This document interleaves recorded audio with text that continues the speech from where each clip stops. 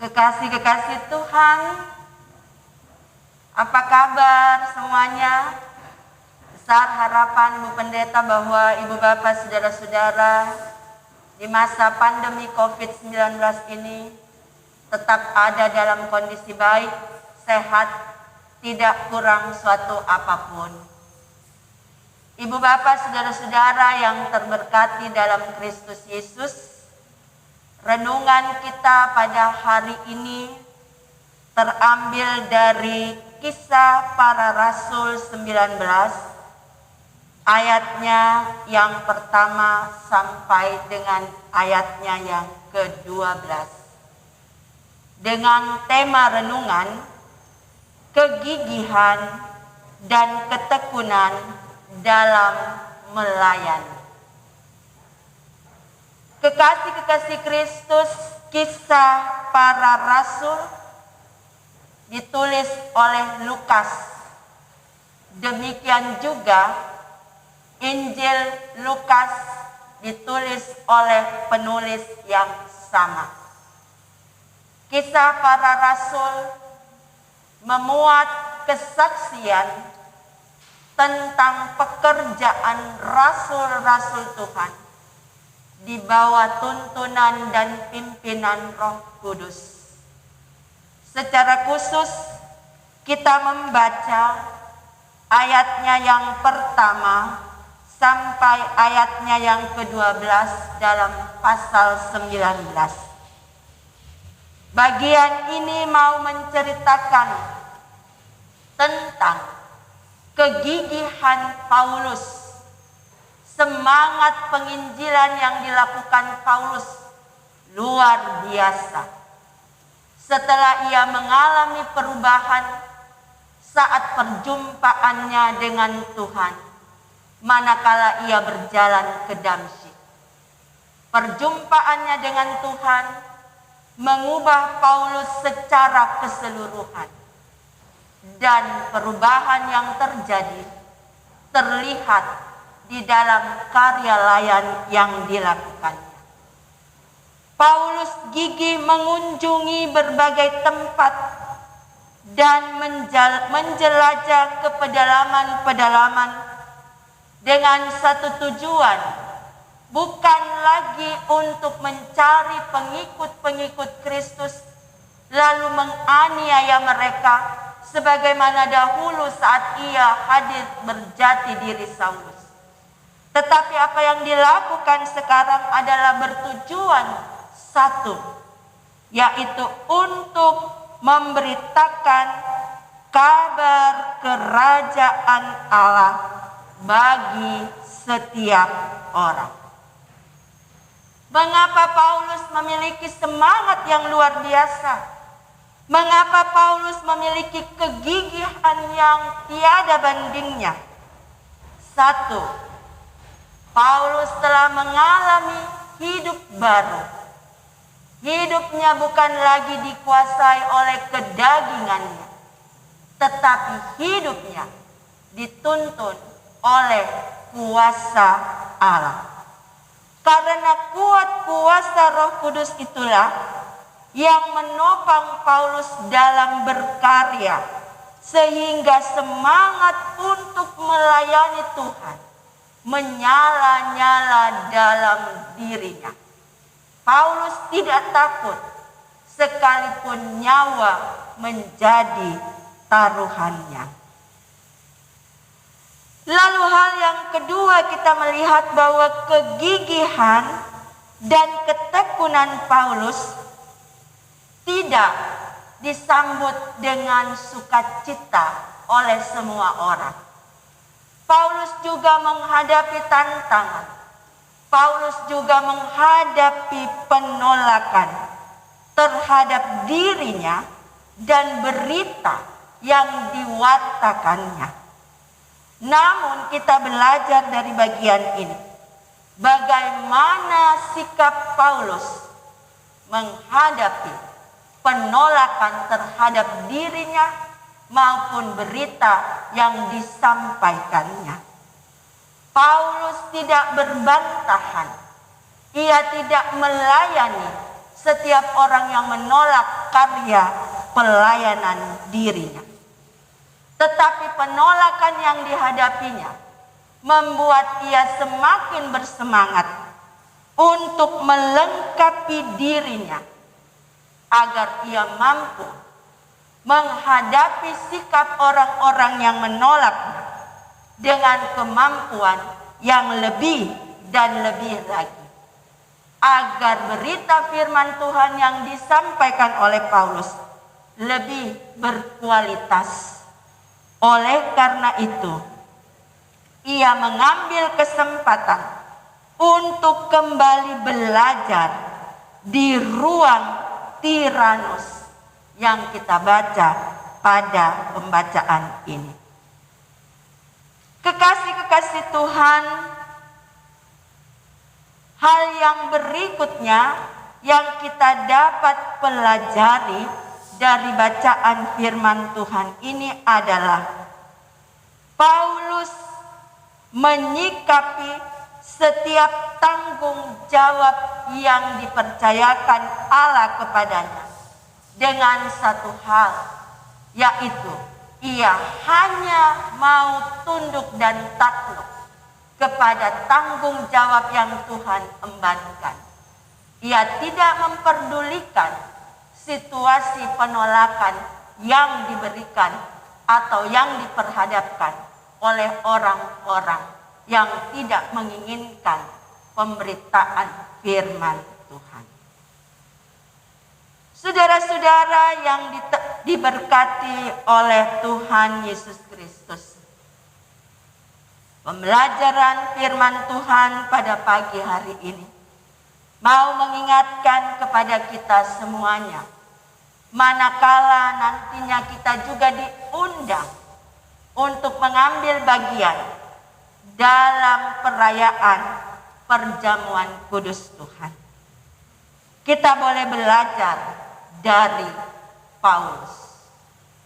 Paulus yang dahulunya hadir dengan jati diri Saulus, tetapi perjumpaan dengan Tuhan menghadirkan ia sebagai pelayan Tuhan yang taat dan setia hanya kepada Dia.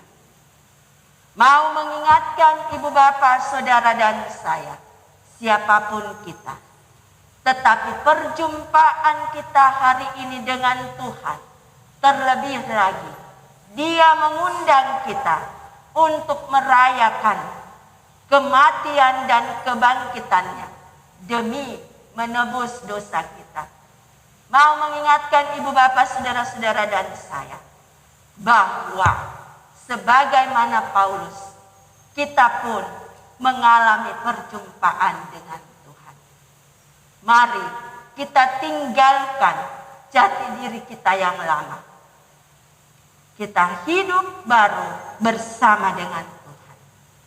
Hal yang kedua adalah semangat kegigihan Paulus. Mau mengingatkan ibu bapak, saudara dan saya, ada banyak tantangan, terlebih di masa pandemi. Tetapi mari dengan semangat yang berkobar-kobar, kita layani Tuhan sesuai dengan tanggung jawab yang Tuhan percayakan kepada kita semua. Khususnya kita jemaat Shalom Sidoarjo. Bapak Ibu, saudara-saudara, kalau Bapak Ibu mengikuti video tuntunan khotbah dan juga sakramen perjamuan kudus ini, ada banyak suara-suara yang terdengar.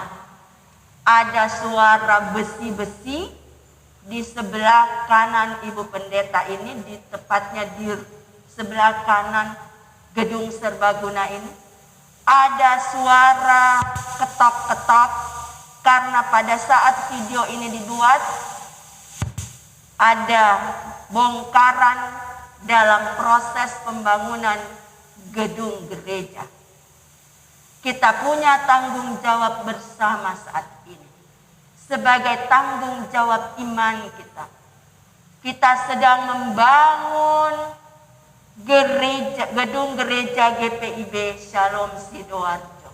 Tidak sedikit tantangan, tetapi sebagaimana Paulus, ia tidak memperhatikan tantangan itu.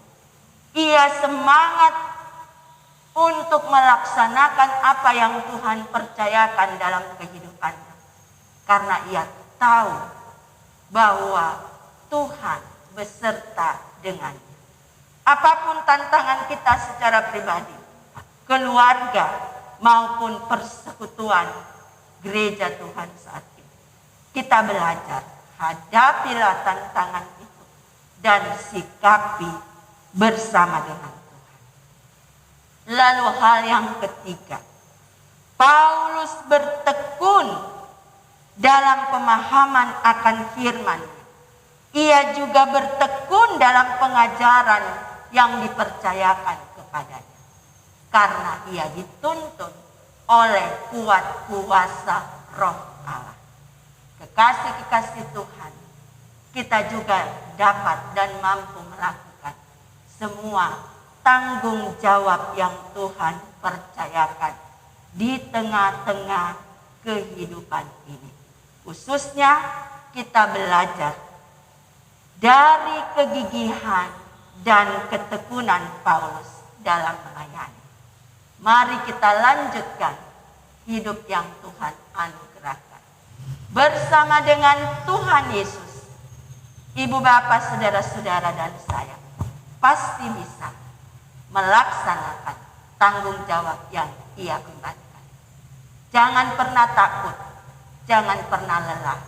Kerjakan tanggung jawab yang Tuhan percayakan dalam hidup kita.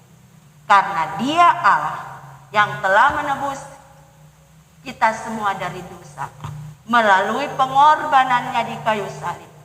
Ia Allah yang hidup dan Ia menghidupkan kita.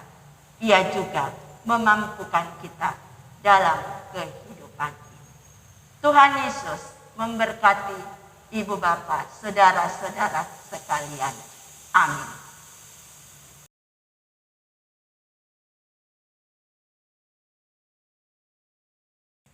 Kekasih-kekasih Kristus, dengarkanlah penetapan perjamuan kudus sebagaimana yang tertulis dalam 1 Korintus pasalnya yang ke-11 ayatnya yang ke-23 sampai 26.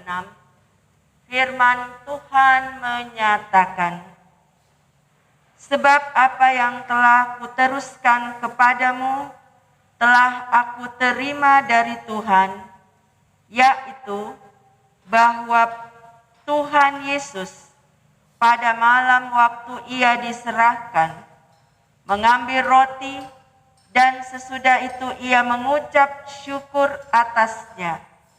Ia memecah-mecahkannya dan berkata, inilah tubuhku yang diserahkan bagi kamu. Perbuatlah ini menjadi peringatan akan aku. Demikian juga ia mengambil cawan sesudah makan lalu berkata, cawan ini adalah perjanjian baru yang dimeteraikan oleh darahku.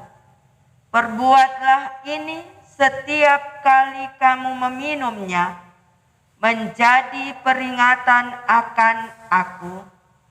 Sebab setiap kali kamu makan roti ini dan minum cawan ini, kamu memberitakan kematian Tuhan sampai ia datang.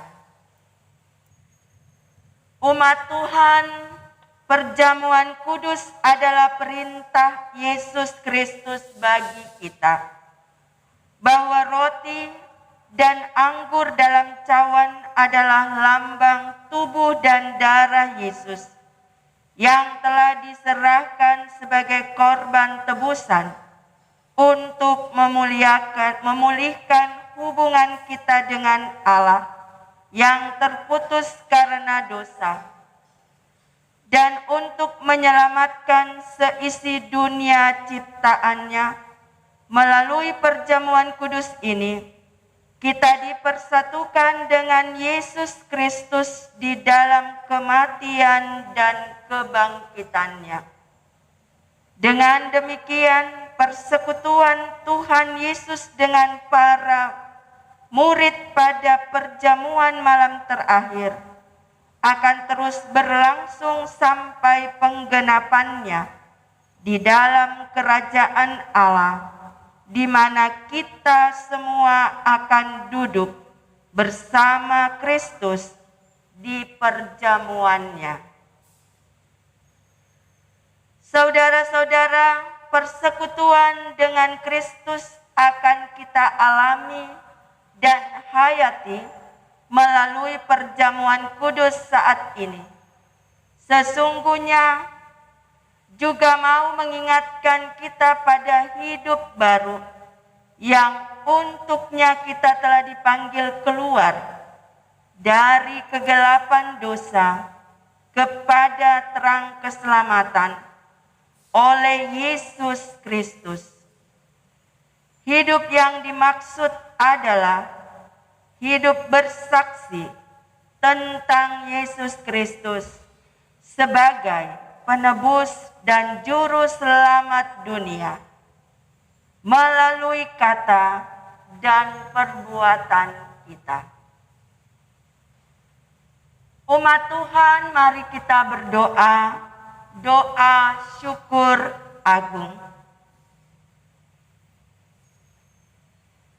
Ya Bapa Maha Kudus, Pencipta dan Raja semesta, kami bersyukur dan memuliakan nama-Mu karena Engkau membuat dan menjadikan kami sebagai milik-Mu.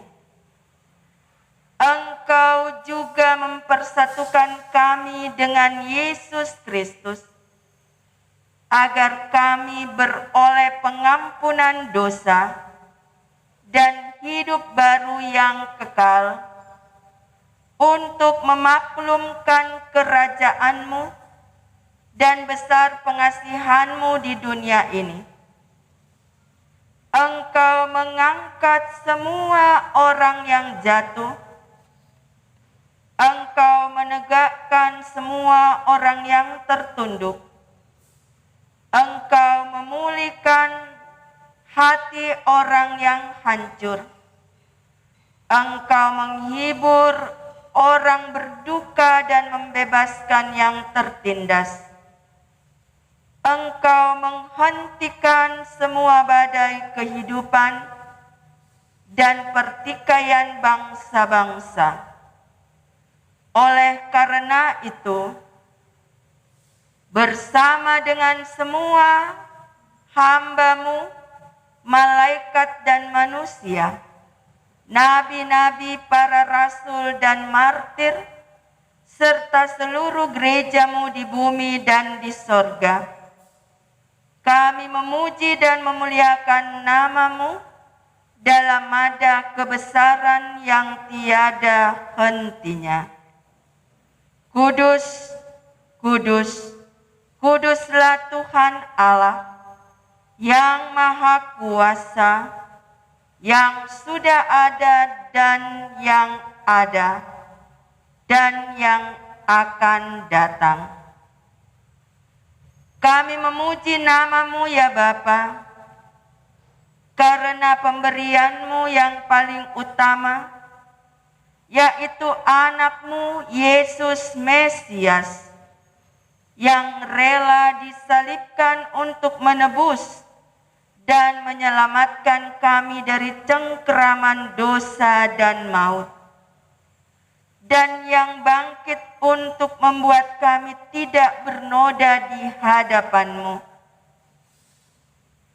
Kami mohon kepadamu, utuslah Roh Kudus-Mu mendiami hati kami, agar kami yang menerima roti dan cawan ini benar-benar menjadi anggota tubuh Kristus di dunia yang saling mengasihi, dan melayani menurut teladannya, serta membawa damai sejahtera-Mu kepada segala makhluk.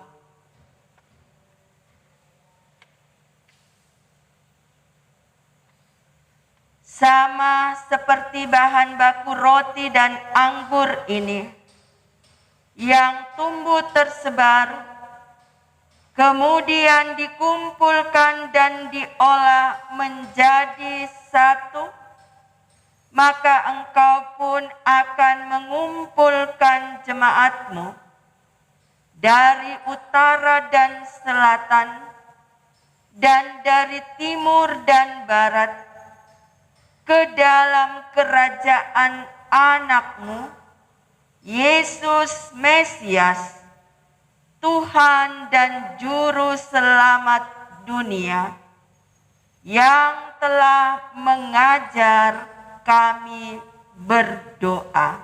Bapa kami yang di sorga, dikuduskanlah nama-Mu, datanglah kerajaan-Mu, jadilah kehendak-Mu di bumi seperti di sorga.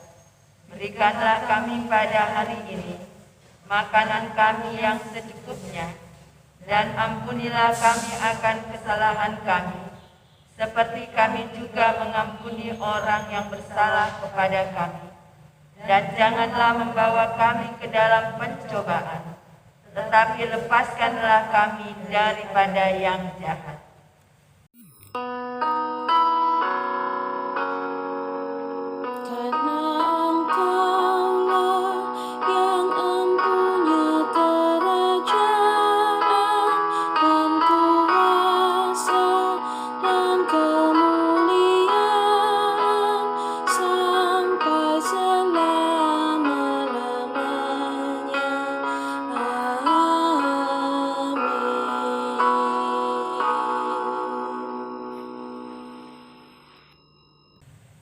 Jemaat Tuhan, sebelum menerima roti dan anggur sebagai lambang tubuh dan darah Tuhan Yesus,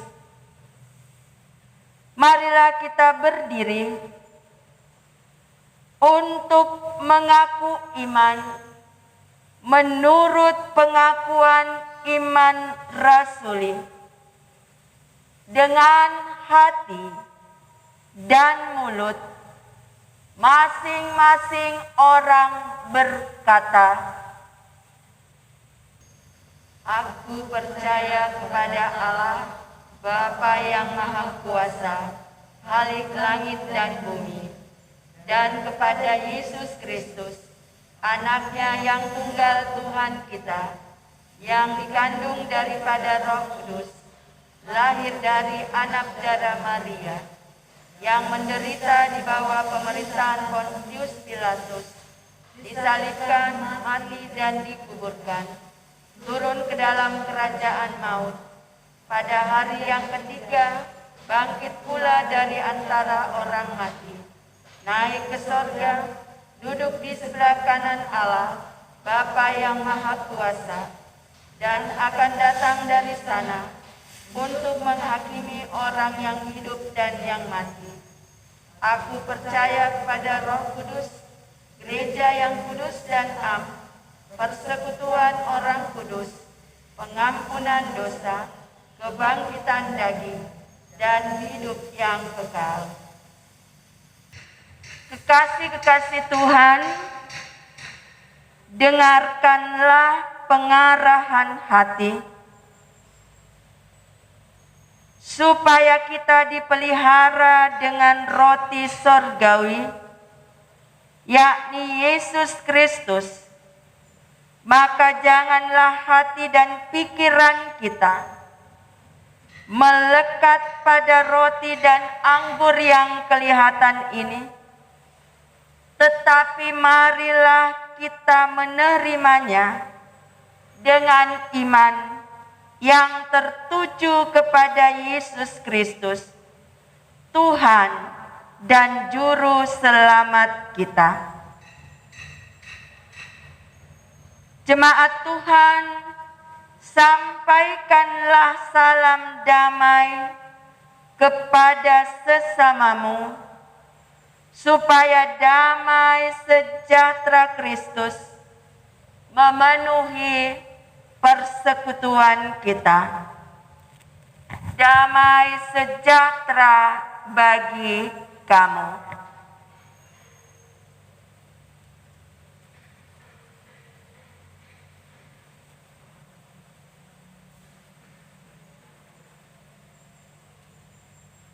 Jemaat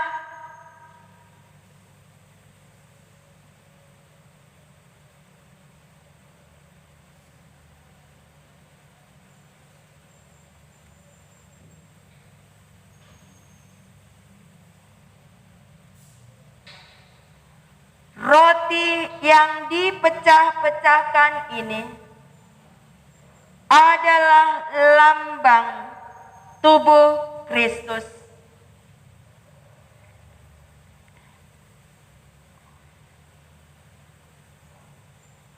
Ambillah dan bagikanlah di antara kamu sekalian.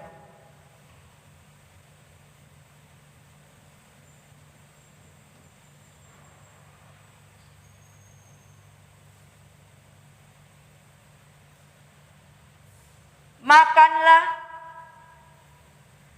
ingat dan percayalah bahwa tubuh Tuhan kita Yesus Kristus telah dipecah-pecahkan untuk penebusan kita.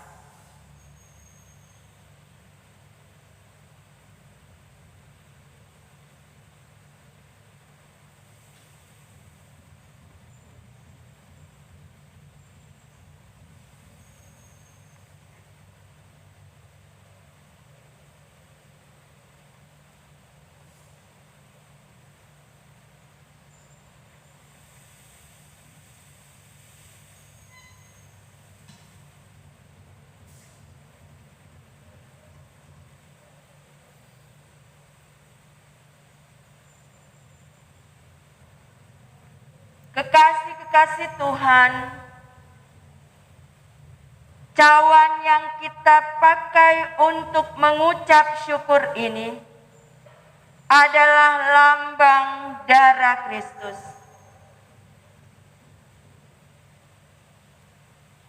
Ambillah, bagikanlah di antara keluargamu.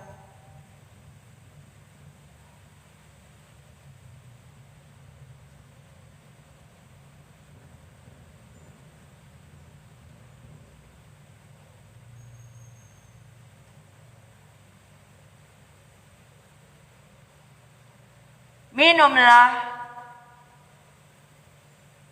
ingat dan percayalah bahwa darah Tuhan kita Yesus Kristus telah dipecah-pecahkan untuk penebusan kita.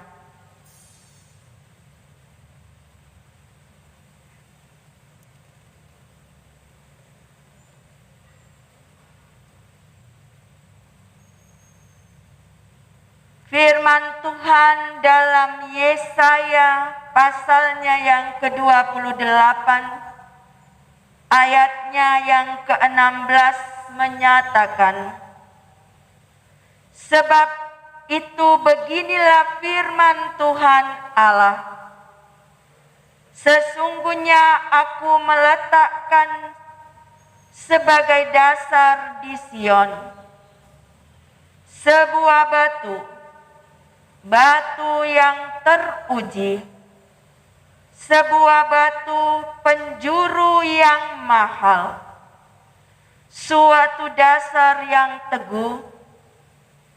Siapa yang percaya tidak akan gelisah.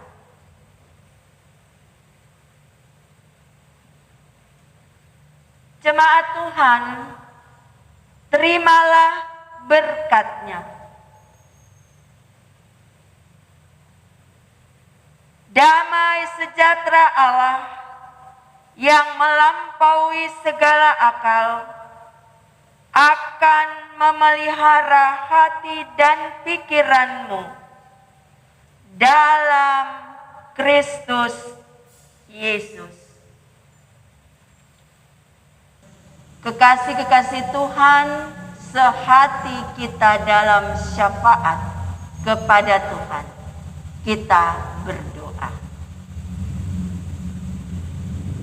Kami mengucap syukur ya Tuhan, karena di awal bulan Oktober 2020 ini, Engkau kembali mempertemukan kami dalam ruang virtual di ibadah hari Minggu, yang di dalamnya kami juga mengingat rayakan pengorbanan Tuhan di kayu salib.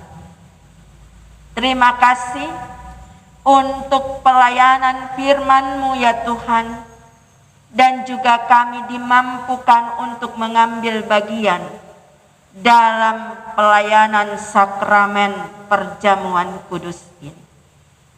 Tuhan, biarlah kami terus-menerus dikuatkan dan ditopang di dalam kehidupan kami, pribadi lepas pribadi, rumah tangga lepas rumah tangga, secara khusus di masa pandemi ini. Tuhan Yesus, kami menyerahkan seluruh pelayanan gereja-Mu ya Tuhan, khususnya gereja Protestan di Indonesia bagian Barat, di seluruh jemaat-jemaat mandiri dan pos pelayanan dan kesaksian. Kami menyerahkan fungsionaris majelis sinode, badan pelaksana musyawarah pelayanan di masing-masing tempat, khususnya di Jawa Timur ini. Dan juga kami menyerahkan seluruh jemaat-jemaat Tuhan yang ada di dalamnya, khususnya GPIB Jemaat Shalom Sidoarjo. Sehati kami ya Tuhan berdoa untuk seluruh presbiter-Mu, diaken dan penatua yang ada di sekpel 1 sampai 7. Demikian juga dengan pengurus unit-unit misioner yang ada, baik pengurus ke-6 Pelkat periode 2017-2020 yang akan mengakhiri masa tugasnya. Kasih karunia Tuhan melingkupi mereka terus, maupun untuk seluruh pengurus dari ke-6 Pelkat, pelayan PA dan PT yang akan memasuki ruang waktu pelayanan 2020-2022 yang sedang berproses saat ini. Tuhan memberkati mereka semuanya bersama dengan rumah tangga mereka masing-masing. Demikian juga ya Tuhan, kami mau berdoa untuk seluruh warga jemaat-Mu yang ada di sekpel 1 sampai 7. Tuhan, kami menyerahkan seluruh kehidupan kami, pribadi dan keluarga, usaha pekerjaan, terlebih pelayanan kami. Kasih-Mu menaungi kami, kuasa-Mu menopang kami. Di masa pandemi ini tidak sedikit dari kami yang terdampak oleh situasi pandemi COVID-19. Tapi kami bersyukur ya Tuhan, karena keberkatan hidup tetap menjadi milik kami, sehingga kecukupan boleh ada setiap saat sebagai bentuk kasih sayang Tuhan bagi kami semuanya. Kami sehati juga berdoa untuk mereka yang ada dalam kelemahan tubuh. Kuasa dan kasih-Mu melawat dan menjamah, sehingga mereka boleh dikuatkan dan dipulihkan. Bagi para janda, duda, anak yatim piatu, dan lansia yang ada di jemaat-Mu. Topangan-Mu juga berlaku, memberikan sukacita, damai sejahtera bagi mereka semuanya. Kami juga berdoa untuk ibu-ibu yang sedang mengandung di jemaat Tuhan saat ini. Berkatilah janin yang bertumbuh dalam kandungan mereka, dan berkatilah keluarga yang menyiapkan segala sesuatu, termasuk kondisi sang ibu yang sedang mengandung.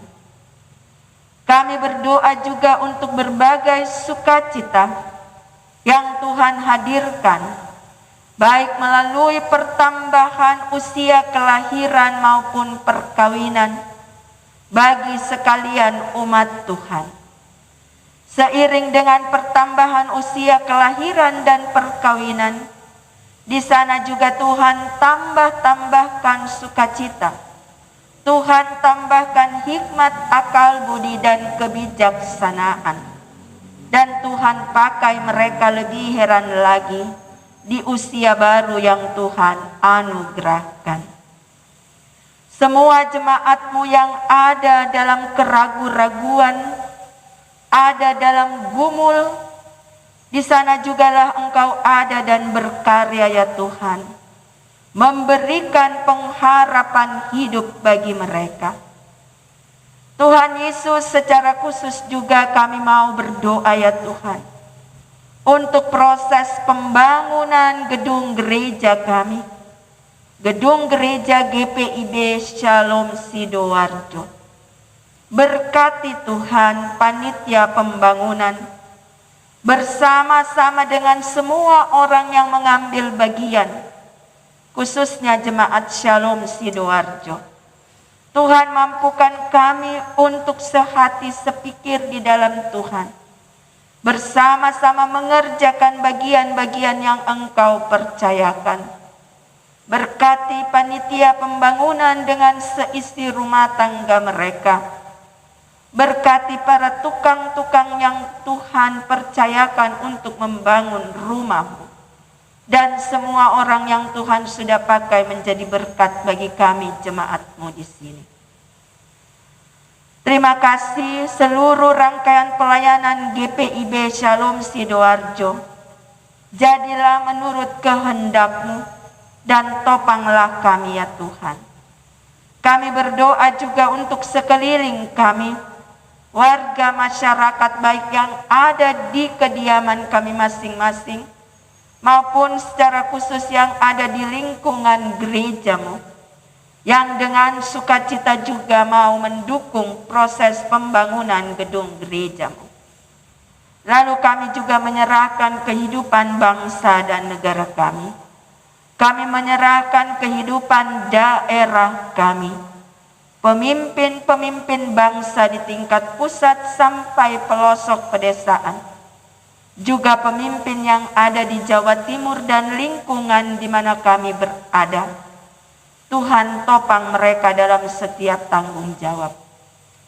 Kami juga mau berdoa untuk setiap orang yang bergumul dan mengambil bagian dalam menangani situasi di mana kami ada dalam masa pandemi COVID-19 ini. Kami berdoa untuk para tenaga kesehatannya Tuhan, dokter, perawat, dan semua yang bekerja di rumah-rumah sakit, di klinik-klinik, dan tempat-tempat perawatan orang-orang yang terpapar COVID-19.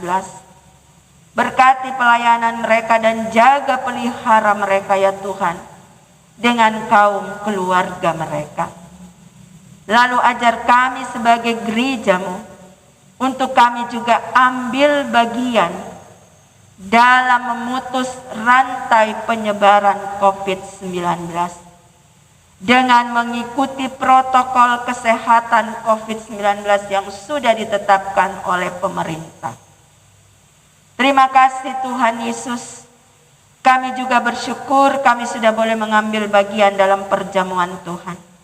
Terima kasih Tuhan, karena Engkau mau hadir sebagai Tuhan yang menyelamatkan kami.